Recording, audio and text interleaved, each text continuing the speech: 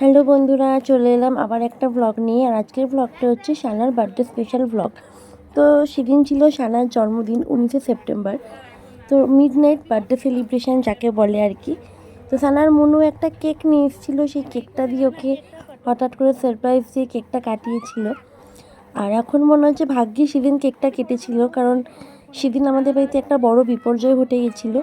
আমার শ্বশুরমশাই খুব অসুস্থ হয়ে পড়েছিলেন, মানে ভীষণই গুরুতর অসুস্থ হয়ে পড়েছিলেন, যার জন্য আমরা সানার জন্মদিনটা সেইভাবে সেলিব্রেট করতে পারিনি। তো ভাগ্যিস ওর মুনু একটা কেক নিয়েছিল, সেই কেকটা কেটে আমার মেয়ে খুব খুশি হয়েছিল। তো তোমরা দেখো, এখন কেক কাটবে আর সবাইকে কেক খাইয়ে দেবে।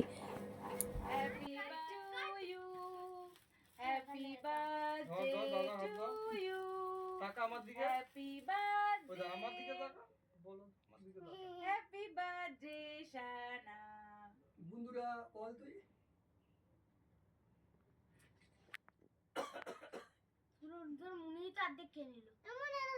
দাদাকে দাদাকে দাদাকে তাও হাই বলে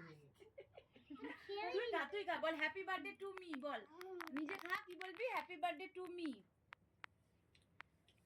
হ্যাপি বার্থডে মি।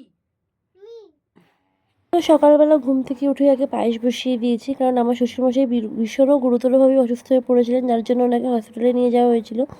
আর এদিকে চিংড়ি মাছগুলো যেহেতু ওর বাবা আগের দিন মানে বিশ্বকর্মা পুজোর দিন এনে রেখে দিয়েছিল, তাই কিছু করার নেই, মেয়েটারও জন্মদিন, মেয়েটাও বাচ্চা তো কিছু বোঝে না, তাই কটা চিংড়ি মাছ রান্না করে শুধু ওকে খেতে দেওয়া হয়েছিল দুপুরবেলা।